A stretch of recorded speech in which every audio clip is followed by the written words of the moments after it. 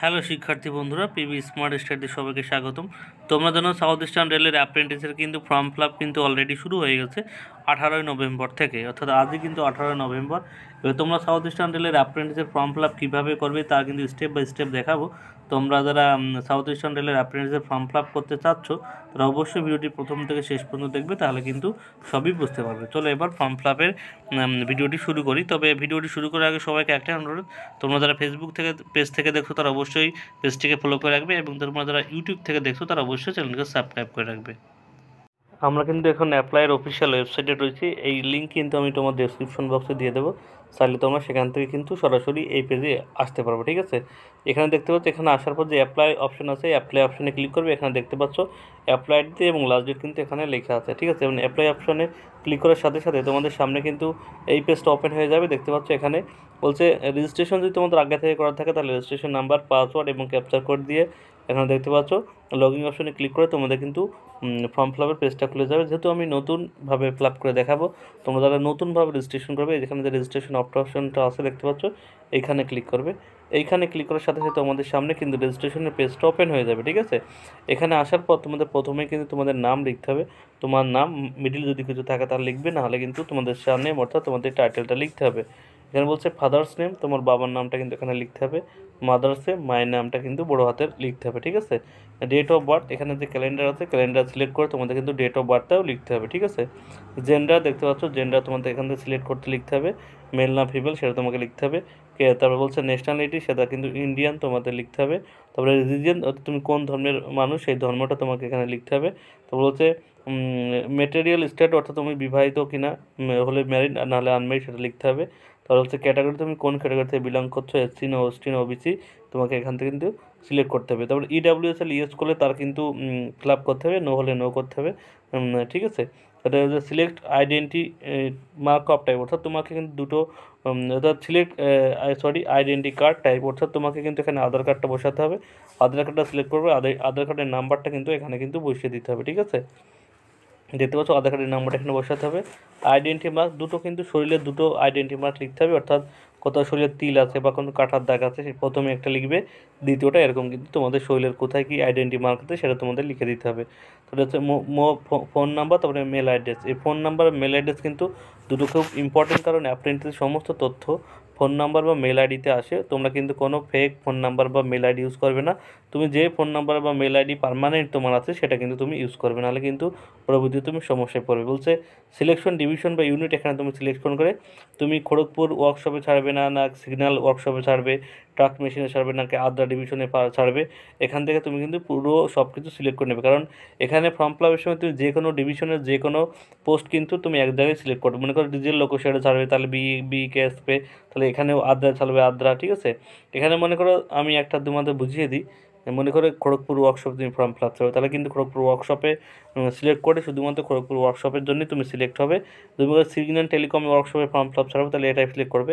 এখানে যে কোনো একটাই কিন্তু তুমি সিলেকশন করতে পারবে। ঠিক আছে, তো যে বলছে টেট, এবং তুমি কোন টেট থেকে আইটি করছো সেই টেটটা কিন্তু তোমার কিন্তু এখান থেকে সিলেক্ট করতে হবে। ঠিক আছে, তারপর দেখতে পাচ্ছ এখানে তারপরে বলছে তারপরে নিচে দেখতে পাচ্ছ এডুকেশন কোয়ালিফিকেশন, তোমাদের কিন্তু ডিটেলস এখানে ফিল আপ করতে হবে। এখানে দেখতে পাচ্ছ এখানে লেখা আছে ম্যাট্রিকুলেশন, অর্থাৎ মাধ্যমিক পাশের বোর্ডটা লিখতে হবে, পাস অফ ইয়ারিংটা লিখতে হবে, রোল নাম্বার লিখতে হবে, সার্টিফিকেট নাম্বার লিখতে হবে, তুমি কত নাম্বার পেয়েছো সেটা কিন্তু এখানে লিখতে হবে, এবং কত মার্ক তোমার পরীক্ষা ছিল সেটা কিন্তু এখানে লিখতে হবে। সাইডে কিন্তু আরেকটা পেজ আছে সেখানে পার্সেন্টেজ দেওয়ার, সেটা আমার মোবাইলে আসছে না, যার কারণে আমি দেখাতে পাচ্ছি না, সরি এর জন্য। তোমরা কিন্তু ওটা ফর্ম ফিল আপের সময় দেখে নেবে। ঠিক আছে, তাও দেখতে পাচ্ছ এখানে তোমাদের আইটিআইয়ের পাসওয়ার্ড লিখতে হবে। এখানে আইটিআই তুমি যে কলেজ থেকে করেছো সেই কলেজের নাম লিখতে হবে, পাসিং ইয়ারিং অর্থাৎ কত সালে পাস করেছো আইটিআই সেটা লিখতে হবে, রোল নাম্বার, সার্টিফিকেট নাম্বার, কত মার্কের পেয়েছো সেটা লিখতে হবে, এবং কত মার্কের মধ্যে পরীক্ষা ছিল সেটা লিখতে হবে। এখানে অ্যাভারেজ পার্সেন্টেজ সেখানে চলে আসবে। সিলেকশন বোর্ড এসসিবিটি না এনসিবিটি সেটা লিখতে হবে। তারপরে আর একটা পেজ এখানেই আসবে, কিন্তু পাস না পেলে সেটা আসবে। তারপরে কিন্তু তুমি তোমার কিন্তু টেটটা অটোমেটিক কিন্তু এখানে চলে আসবে। ঠিক আছে, যেটা আমার মোবাইলে দেখা যাচ্ছে না সেটা তোমাদের দেখো আমি এবার দেখিয়ে দিচ্ছি। এখানে তোমাদের এখানে পার্সেন্টেজ চলে আসবে, লাস্টে যেটুকু দেখা যাচ্ছিল না সেটা দেখতে পাচ্ছ। এখানে এনসিবিটি এসসিবিটি দিতে হবে, পাস না পেলে সেটা দিতে হবে, এবং টেটটা তোমার কিন্তু অটোমেটিক চলে যাবে, যেহেতু তুমি এখানে যে টেটটা সিলেক্ট করেছো। ঠিক আছে, এরপর যে নেক্সট অপশন আছে, নেক্সট অপশনে তোমাকে কিন্তু ক্লিক করতে হবে। ঠিক আছে, নেক্সট অপশনে ক্লিক করার পর এই পেজটা কিন্তু তোমার সামনে ওপেন হবে, দেখতে পাচ্ছ। এখানে তোমার কিন্তু ফুল অ্যাড্রেস কিন্তু দিতে হবে, তোমার কিন্তু ভিলেজ, তোমাদের পোস্ট অফিস, ঠিক আছে, তোমাদের police station, state, district, pincode. এটা যদি তোমাদের সেম হয় তাহলে তুমি এখানে ইয়েজ অপশনে ক্লিক করলে কিন্তু এটা অটোমেটিক কিন্তু ফিল আপ হয়ে যাবে। নহলে তুমি কিন্তু এখানে পার্মানেন্ট অ্যাড্রেস তোমাকে কিন্তু এখানে দিতে হবে, ঠিক আছে। এখানে দেখতে পাচ্ছ যদি সেম থাকে দুটো তাহলে কিন্তু ইয়েস করলে কিন্তু আর কোনো সমস্যা নেই, ঠিক আছে। তারপরে এখানে কিন্তু পাসওয়ার্ড তোমাকে কিন্তু ক্রিয়েট করতে হবে, ছয় ছয় ডিজিটের একটা, তুমি কনফার্ম পাসওয়ার্ড এখানে দিতে হবে। সব কিছু যদি তোমার ঠিকঠাক থাকে, যে চেক বক্স আছে এখানে ক্লিক করবে। তারপরে যে প্রসিড অপশন আছে সেই প্রসিড অপশন তোমাকে কিন্তু ক্লিক করতে হবে। প্রসিড অপশনে ক্লিক করার পর এখানে কিন্তু তোমাকে কিন্তু আবার দেখতে পাচ্ছ, এগুলো তুমি আবার একটু দেখে নেবে সব ঠিকঠাক আছে কিনা। তারপর তোমাকে যেখানে যে ইয়েটা আছে এটা এখানে তুমি ফিল আপ করবে। এটা ফিল আপ করার পরে চেক বক্সে ক্লিক করবে। তারপর যে সাবমিট এবং অ্যাপ্লিকেশন অপশন আছে, সাবমিট এবং অ্যাপ্লিকেশন অপশন তোমাকে কিন্তু ক্লিক করতে হবে। সাবমিট অপশনে ক্লিক করার পর তোমাদের সামনে কিন্তু এরকম পেজটা ওপেন হয়ে যাবে। এখানে তুমি ফটো আপলোড করতে হবে, দেখতে পাচ্ছ। এখানে ফটো কোন কোন মাপে দিতে হবে, 500 কেবির মধ্যে দিতে হবে জেপিজি ফরম্যাটে, এখানে কিন্তু লেখা আছে, দেখতে পাচ্ছ।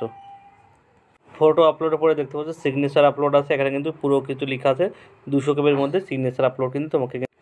তারপরে দেখতে পাচ্ছ মাধ্যমিকের মার্কশিট কিন্তু এখানে আপলোড করতে হবে। তারপরে কিন্তু আইটিআই টেট সার্টিফিকেট কিন্তু তোমাকে কিন্তু এখানে আপলোড করতে হবে। এখানে কিন্তু কোন ফর্মেটে তুমি ফিলিপ করবে এবং কত কেবির মধ্যে হবে সেটা কিন্তু এখানে লেখা আছে। এবং তুমি যদি এসসি এসটি কাস্ট থেকে বিলং করো তাহলে কিন্তু এসসি এসটি ও বিসি কাস্ট থেকে সেই সার্টিফিকেট কিন্তু তোমাকে কিন্তু এখানে আপলোড করতে হবে। আপলোড এই সব কিছু আপলোড হওয়ার পর এখানে যে প্রসিড অপশনটা দেখতে পাচ্ছ, এই প্রসিড অপশন তোমাকে কিন্তু ক্লিক করতে হবে। এরপরে প্রসিড অপশনে ক্লিক করার সাথে সাথে তোমার ফর্ম কিন্তু সাবমিট হয়ে যাবে। যেহেতু আমি এসসি ক্যাটাগরি, যার জন্য কিন্তু পেমেন্ট কাটলো না, তোমরা জেনারেল ক্যাটাগরি থেকে আসো তাদের কিন্তু 100 টাকা ফিস পেমেন্ট করতে হবে। এখানে দেখছো অ্যাপ্লিকেশন সাবমিট হয়ে গেছে, এখানে রেজিস্ট্রেশন আইডি দিয়ে দিচ্ছে, ঠিক আছে। এখানে দেখতে পাচ্ছ এরপরে প্রিন্ট অ্যাকনোলেজমেন্ট অপশনে ক্লিক করার সাথে সাথে কিন্তু আমার যে ফর্ম ফিল আপের যে অ্যাকনোলেজমেন্ট পেপার সেটা কিন্তু বেরিয়ে যাবে। অর্থাৎ এইভাবে কিন্তু খুব সহজেই তোমাদের হাতে থাকা মোবাইলের মাধ্যমে বা কোনো কম্পিউটার দোকান থেকে তুমি কিন্তু এইভাবে তোমার কিন্তু সাউথ ইস্টার্ন রেলের অ্যাপ্রেন্টিসের ফর্ম ফিল আপটা করতে পারবে, ঠিক আছে। কারো যদি কোনো সমস্যা হয় সে অবশ্যই কমেন্ট বক্সে জানিও, আমি সেখান থেকে তোমাদের উত্তর দিয়ে দেবো। আমি ভিডিওটি শেষ করে সবাইকে একটা অনুরোধ করছি, ভিডিওটি ভালো লাগলে অবশ্যই লাইক কমেন্ট শেয়ার করো। এবং আমার চ্যানেলে কিন্তু অ্যাপ্রেন্টিস সম্পর্কে সমস্ত তথ্য দেওয়া হয়, অবশ্যই চ্যানেলকে সাবস্ক্রাইব করে রেখো নতুন নতুন আপডেট পাওয়ার জন্য। সবাইকে ধন্যবাদ।